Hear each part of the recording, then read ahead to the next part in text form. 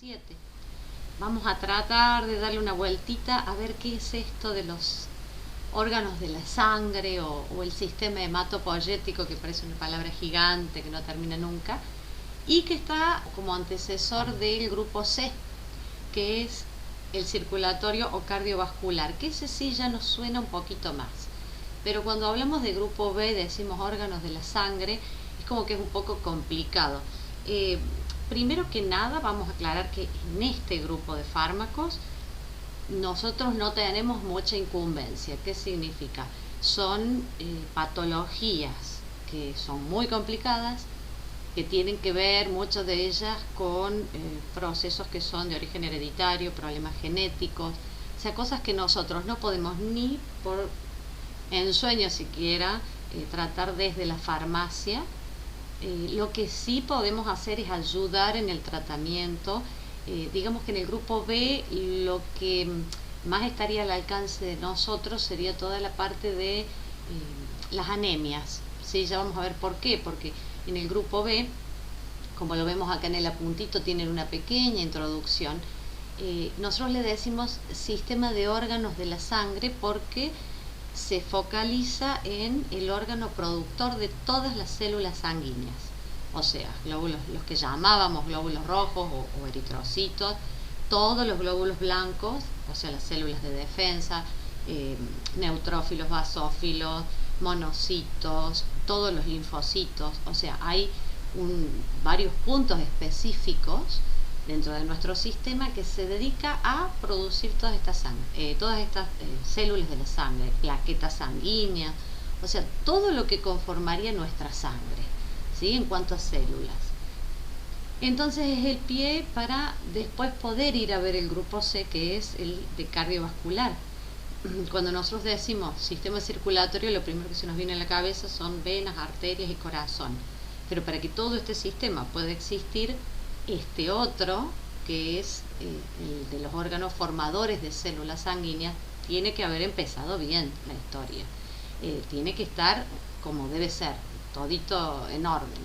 Entonces, lo más común que ustedes pueden llegar a conocer de este grupo B es la parte de las anemias, como digo. O sea, ¿qué pasa cuando una persona tiene anemia y se recetan determinados medicamentos con hierro, vitaminas del complejo B? O sea, algunos factores que son, digamos, el ladrillito necesario para que el organismo pueda fabricar después el famoso glóbulo rojo. Pero en realidad, de ahí en más, todo lo demás que tenga que ver con estas patologías, que ya van a ver que hay muchas, hay variadas, pero no son de incumbencia nuestra. En la farmacia tenemos que tener muchísimo cuidado. Acá no se puede mover ningún medicamento, mucho menos las dosis, los horarios. Generalmente, por darles un ejemplo, una patología que entra en este grupo sería la hemofilia, que es hereditaria, que es la falta de determinadas cosas, en el caso de la hemofilia, un factor de la cascada de coagulación. Entonces esa persona, si sufre un corte mínimo, chiquitito, que cualquiera de nosotros podría dominar bien, esta persona no lo hace porque no puede coagular, su sistema está fallando en eso. Ya vamos a ver de qué se trata. Entonces imagínense, en este tipo de patologías, con la peligrosidad que tiene, nosotros no podemos influir ni tomar ningún tipo de decisión. Sí ayudarle a que el tratamiento siga adelante si surge alguna duda. Pero acá siempre el consejo es jamás dejar el tratamiento, jamás cortar la comunicación con el médico. O sea, estas son patologías de mucho riesgo. ¿Sí? Ya vamos a ver que los medicamentos que después empiezan a aparecer, que son ya sea antihemorrágicos o al revés, los antiplaquetarios para evitar los coágulos excesivos, tienen lo que llamamos esa famosa ventana terapéutica estrecha. O sea, un poquitito que yo me mueva de las indicaciones, las dosis o el horario puede traer consecuencias muy serias. Entonces, ¿qué sería el grupo B? En la primera partecita del apunte les puse apenas como una introducción para que veamos que vamos a hablar de todo lo que es células formadoras ¿de quién? De las células sanguíneas, como dijimos hace un ratito. Entonces, acá en este pequeño cuadrito que les aparece, tienen como esbozados, nombrados las principales células. Eritrocitos, leucocitos, ¿cuáles son? Los linfocitos, los monocitos, todos esos menos el primero son células de defensa, y por último las plaquetas. Entonces, ambos grupos están muy interrelacionados, porque cualquier falla que haya en este proceso normal que tendría que ocurrir acá va a repercutir sí o sí después en el circulatorio sanguíneo. Empecemos más bien por el principio de la historia. ¿Qué es para nosotros la sangre? Bueno, la sangre para nosotros es un elemento vital, ¿sí? ¿Cómo está formada? En el 55% aproximadamente, ¿no? Estos no son números exactos, siempre pueden moverse un poquito. Está conformada por el plasma.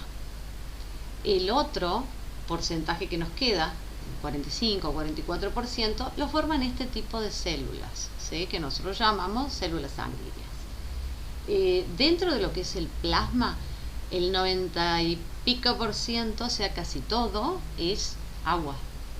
El resto pueden ser sales, iones, ¿se acuerdan cuando decíamos sodio, potasio? O sea, muchas otras sustancias que están en una proporción ínfima, muy chiquitita, que navegan, están disueltas, ¿sí? Que las llevan y las traen. Nuestra circulación, o sea, ese torrente de sangre, la desparrama por el cuerpo. En cuanto a las células sanguíneas, todas estas que nombrábamos recién, eritrocitos, leucocitos, están en distintos porcentajes. Pero ¿qué pasa con este tipo de células? Son de renovación rápida, no duran mucho. En el caso de los glóbulos rojos, 120 días aproximadamente, y el cuerpo los recambia, los considera que están viejitos, se los desarma y se vuelve a construir nuevos. ¿Para qué sirve para nosotros la sangre? ¿Cuál es la función principal? Bueno, la sangre para nosotros es la transportadora de todo, ya sean de los nutrientes a cada una de las células de todo el cuerpo, ya sea el oxígeno o ya sea al revés.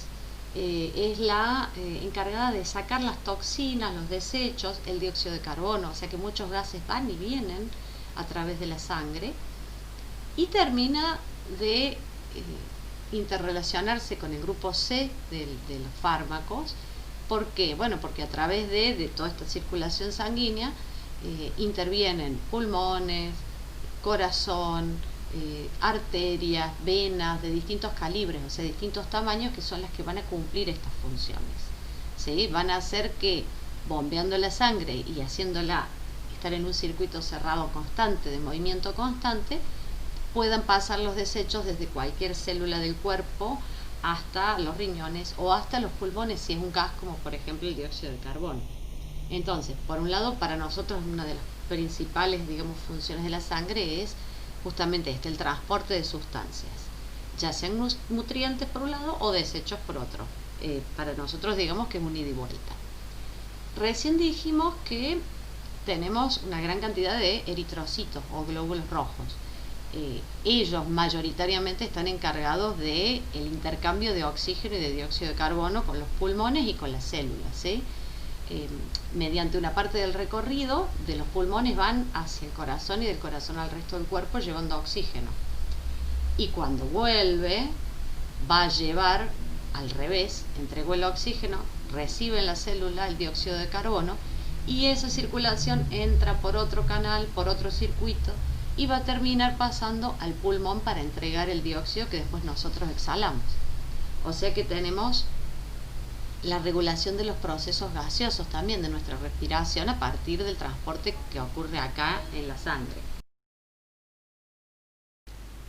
Veamos en esta pequeña animación un ramillete de alvéolos, que es la unidad fundamental del pulmón, que son esas pelotitas que aparecen, y que está recubierta por un montón de venitas, que acá las vemos gigantes, son capilares microscópicos, y fíjense que ahí es donde se une el sistema venoso con el sistema arterial. Por eso sale, digamos, mitad rojo y mitad azul. En este momento estamos viendo cómo ingresan unas bolitas chiquititas rojas, que son las moléculas de oxígeno, o sea que esa sangre va limpia y oxigenada, y la que viene del otro lado, de color azul, le está entregando lo que sería el desecho gaseoso, o sea el dióxido de carbono. Lo mismo pasaría si examinamos la entrada y salida de nutrientes o de cualquier otro desecho a nivel tan chiquitito, tan microscópico como son los capilares que se van desparramando por todo el cuerpo. Por otro lado, dijimos que tenemos un porcentaje mucho más chiquitito de células que llamamos células de defensa. Entre ellas van a estar los que llamamos glóbulos blancos, que los podemos discriminar porque son de varios tipos distintos: neutrófilos, basófilos, eosinófilos, monocitos, linfocitos. O sea que en el grupo B tenemos las células encargadas de producir, ¿sí?, de crear, de fabricar este sistema de defensa, todas estas células que tienen que ver con la inmunidad de nuestro cuerpo. Y por último vamos a nombrar dos funciones, una que le decimos hemostasia, ¿sí?, y otra que le decimos homeostasia. Ya vamos a ver cuál es cuál. Una tiene que ver con la parte de cuando nos lastimamos, cuando ocurre una herida, cómo el cuerpo hace para evitar perder este líquido tan precioso para nosotros que es la sangre y las células que tiene adentro, todos sus componentes. Y el otro tiene que ver con la regulación del medio interno. O sea, para nosotros la sangre es es la fuente del equilibrio del pH, de la temperatura, de si hay muchas sales o no en contacto con todos los tejidos del cuerpo. Así que la sangre puede ir regulando y puede ir cambiando ese equilibrio según el cuerpo lo necesite. Si no tuviéramos ese equilibrio de la sangre a determinado pH, determinada acidez, determinada cantidad de oxígeno, de nutrientes, las células de nuestro cuerpo podrían correr el riesgo de morir porque no tienen el medio adecuado para poder vivir. Entonces, esta formación de células, ¿de dónde viene? Más de una vez deben haber escuchado la palabra o decir médula ósea, y que en la médula se forman todas estas células sanguíneas. Ahora, cuando nosotros hablamos de médula ósea, ustedes automáticamente se les debe venir a la cabeza el hueso, ¿sí? Ahora, cuando nosotros hablamos de huesos, lo que nuestro cerebro recuerda quizás, que lo hemos mal aprendido con los años todos, es algo duro, seco, compacto. Es como que se nos viene a la cabeza la idea del hueso que nos mostraron siempre, ya sea en el colegio cuando lo veíamos al pobre esqueleto, o cuando hablamos de huesos y alguien nos muestra cómo es un fémur, cómo es una costilla. Cuando vemos una gráfica vemos algo amarillo, tieso, duro. Entonces siempre nos queda en la cabeza esa idea de que el hueso es algo seco, es algo con poca vida, y es todo lo contrario. El hueso en su interior, ¿sí?, en especial varios tipos de huesos, después vamos a hacer una distinción, o sea, no todos los huesos del cuerpo son capaces de tener en su médula interna la capacidad esta de producir células. Tienen que ser huesos del tipo como el húmero, tienen que ser huesos como las caderas. Ese tipo de huesos tiene varias partes, tiene una que le llamamos médula amarilla y otra que le llamamos médula roja. Entonces en la gráfica vamos a ver un poquito que está como marcadito. Acá tenemos un hueso largo, ¿sí?, que podría ser bien el de las piernas, por ejemplo, y vemos que hay una parte que dice hueso esponjoso. Bueno, eso es lo que nosotros llamamos médula roja. Esponjoso porque parece que está lleno de huequitos, ¿sí?, como una esponja. ¿Qué pasa en esos huequitos? Si yo logro agrandar esa imagen y vemos, por ejemplo, esta otra, le decimos hueso o médula roja porque está repleta y cruzada por miles y millones de pequeños capilares y vasos sanguíneos muy chiquititos.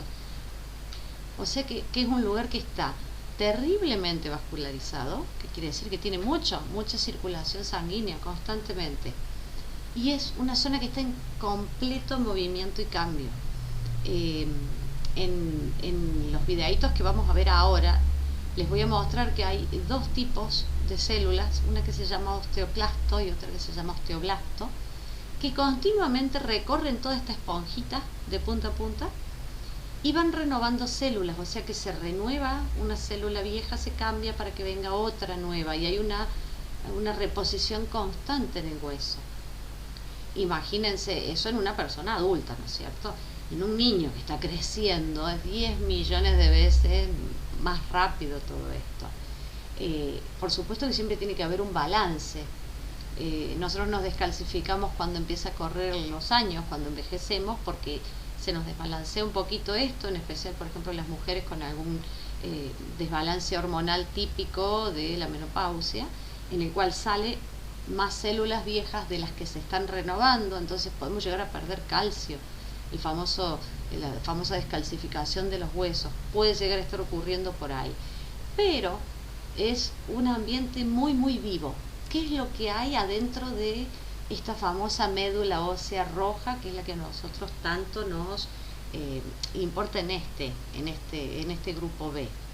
Bueno, dentro de esta médula es que se encuentran las famosas células madre, esas que han escuchado hablar millones de veces, que suelen llamarlas STEM, las famosas células STEM, o células madres pluripotenciales. ¿Qué son? Son células, ¿sí? Son nidos de células que tienen la capacidad de transformarse, de crecer, de generar células nuevas con distintos tipos de diferenciación. Quiere decir que el día de mañana una misma célula puede pasar a formar o dar vida a un glóbulo rojo, o a un glóbulo blanco, o a un neutrófilo, a un formador de plaquetas. O sea, estas células son capaces de tomar distintos caminos. La mamá es la misma, pero según la orden que reciba de nuestro sistema nervioso, según el mensajero químico que la active, así es como se va a diferenciar después.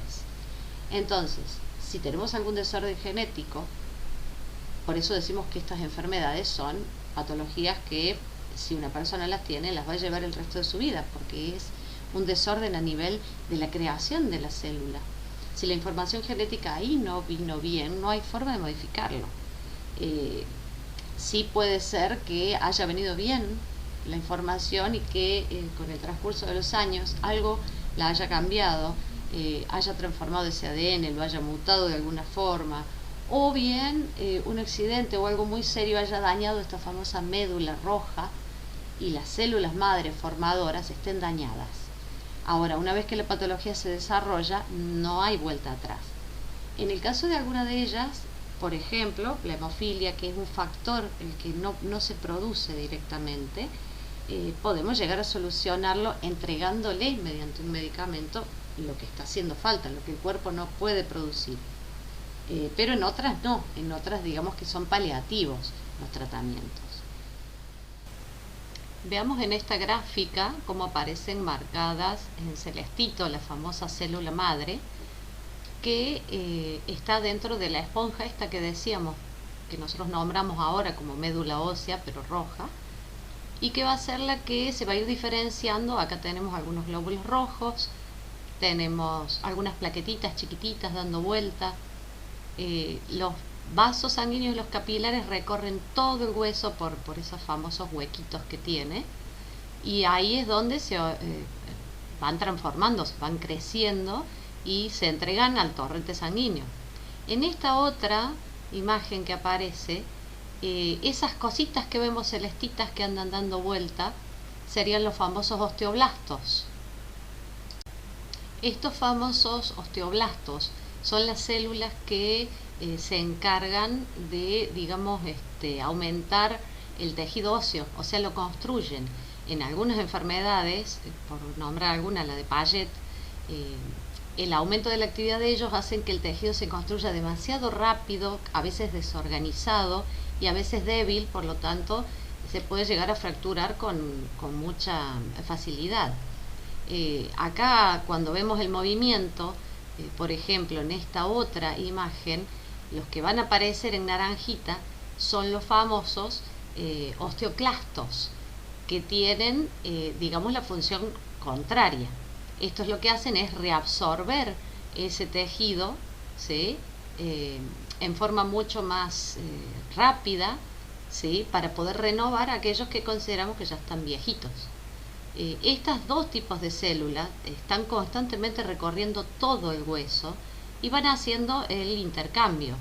¿Sí? Ahora, la velocidad con la que se reabsorbe el hueso y la velocidad con la que se reconstruye debe ser muy parecida, si no empezamos a tener, en el caso de que se reabsorba más rápido de lo que se construye, por ejemplo, osteoporosis. O sea que el hueso está en constante movimiento, como decíamos hace un ratito.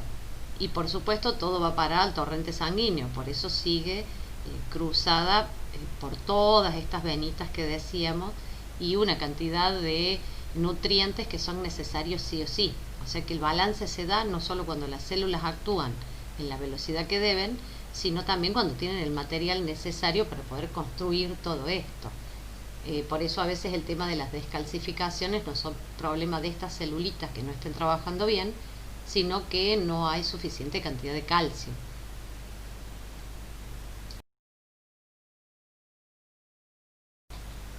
Veamos entonces ahora un poco en este gráfico toda la variedad de células que se producen a partir de esta famosa célula madre, que por eso la situamos en el medio del gráfico, porque es la que puede dar origen a toda esta gran familia.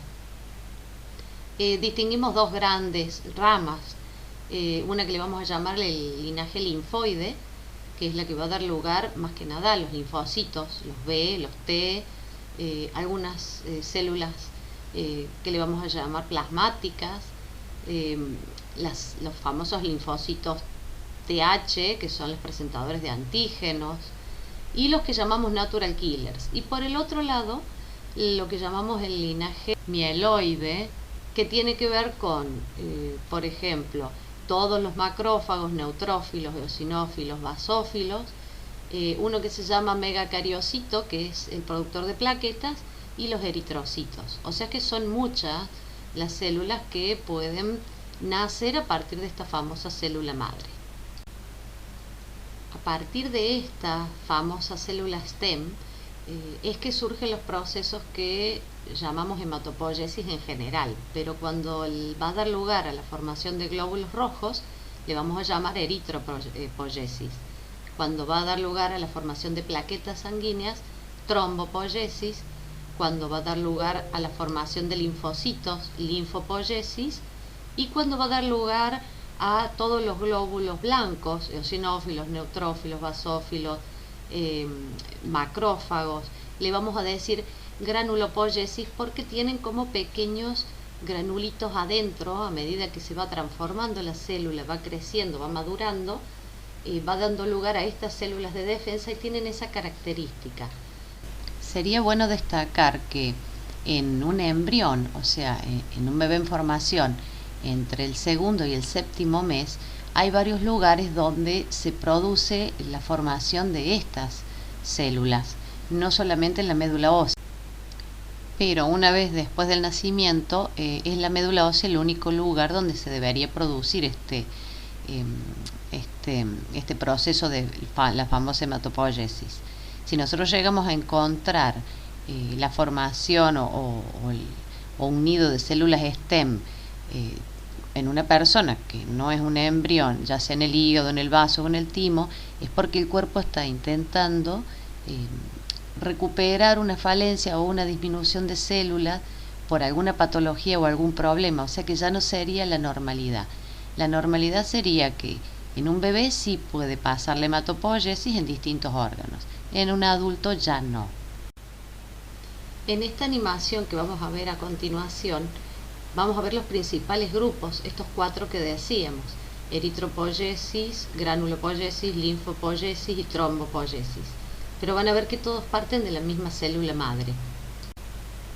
Esta que aparece grande con un núcleo gigante y que parece que tiene, digamos, una forma muy parejita, es la famosa célula madre, que a medida que van pasando los días, ¿sí?, casi al lapso de 2 semanas, podríamos decir, esto que estamos viendo es la linfopoiesis, o sea, es la formación de los futuros linfocitos, que terminan de diferenciarse cuando ya están en las células, o sea que terminan de volverse activos, ¿sí?, cuando ya están en el lugar.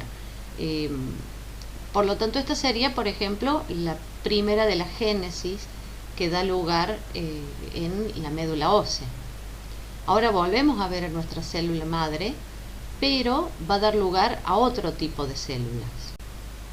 En este caso, con un estímulo diferente, con una orden distinta que le manda el cuerpo, la misma célula madre empieza a diferenciarse y a madurar en otro tipo de célula, en este caso, con unos puntitos muy chiquititos, ¿sí? Comprime el núcleo y termina dando los famosos monocitos, que son parte del sistema de defensa, pero que cumplen otra función. Entonces, como vamos viendo, la misma célula madre puede dar lugar a diferentes células. Esta sería la famosa monopoiesis. Si en vez de formarse una célula de este tipo, nuestra célula empieza a transformarse y contiene esos granulitos que decíamos hace un rato, puede dar lugar a lo que nosotros llamamos granulopoiesis, o sea, la futura formación de neutrófilos, basófilos y eosinófilos. Acá lo que va a ir cambiando es el núcleo, va tomando diferentes formas, la de una herradura o la de 3 lobulitos, y así según sea alguno de estos 3 tipos de glóbulos blancos de defensa. Como ustedes ven, los granulitos que tienen son bien importantes, bien grandes. Si se fijan abajo van a ver que ahí estamos hablando de, por ejemplo, 15 días que tarda este proceso, diferente a lo que veníamos viendo con los anteriores.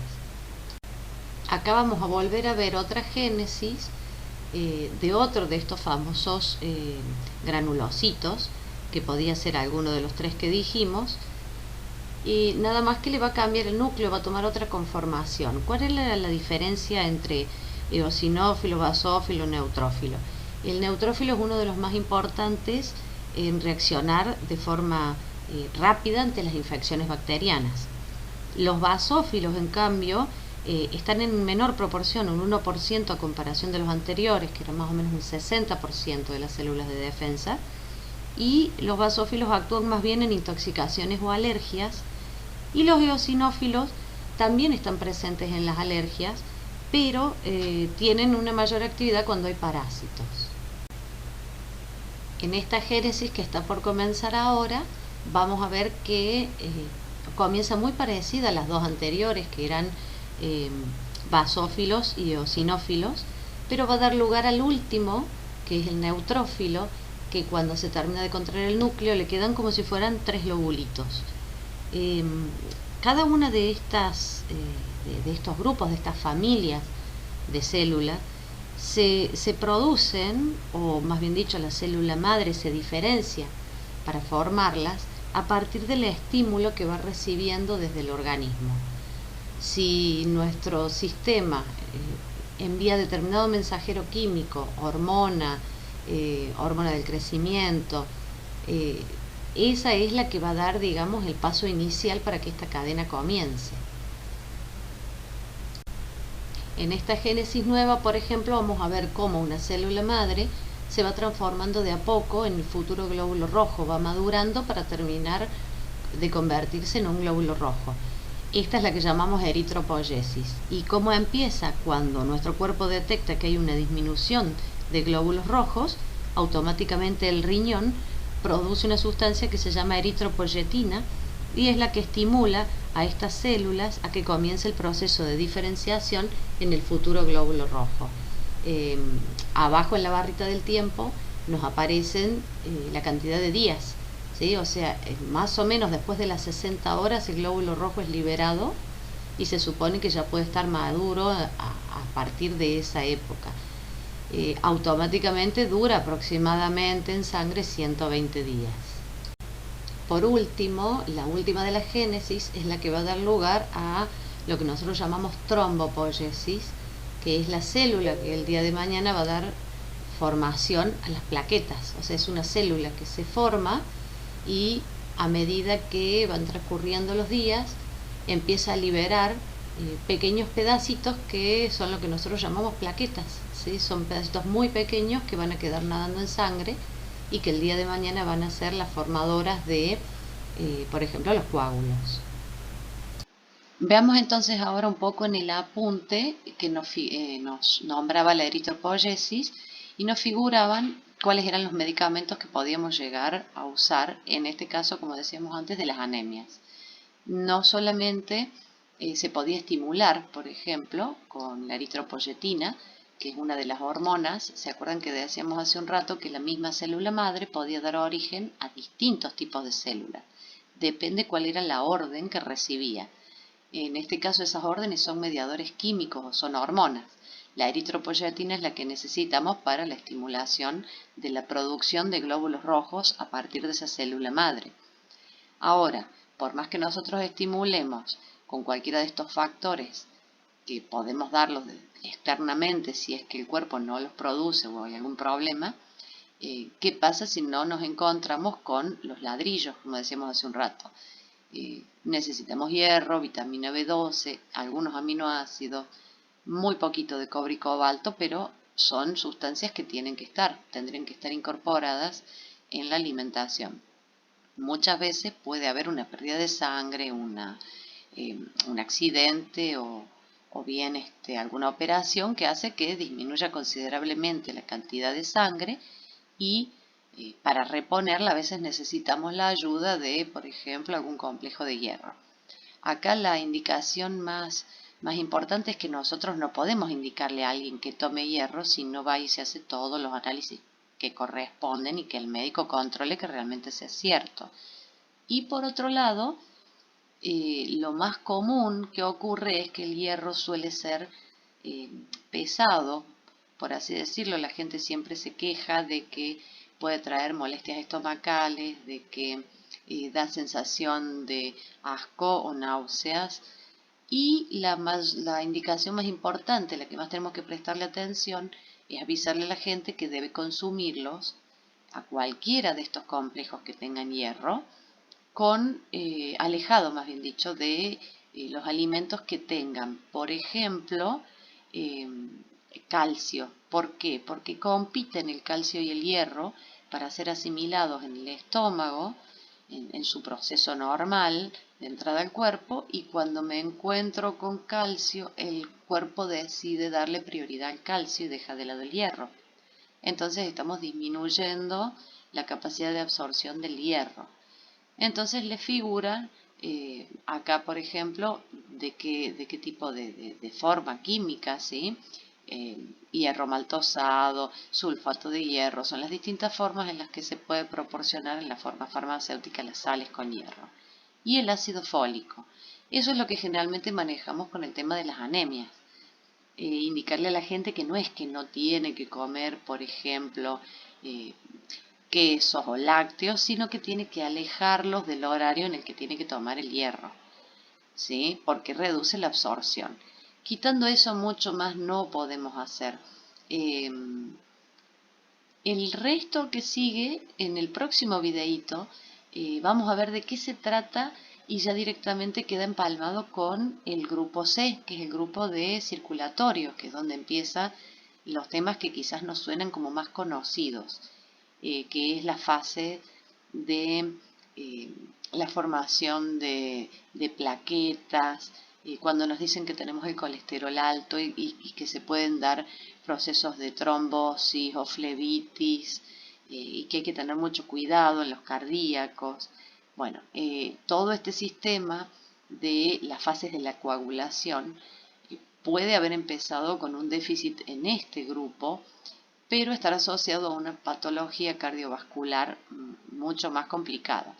Entonces, en el próximo video vamos a ver de qué se trata esta famosa cascada de la coagulación plaquetaria, en qué nos afecta, y van a ver que los medicamentos que salen en este grupo, que estaban un poquito más abajo, ¿sí? Acá tienen ya unos cuadros enormes que son difíciles de comprender a veces, cuando decimos que no todo el mundo puede tomar aspirinas porque resulta anticoagulante, y van a ver que salen medicamentos como las heparinas o la warfarina, que son muy complicados y que hay que tener muchísimo cuidado en la administración, en las dosis, como decíamos hace un rato.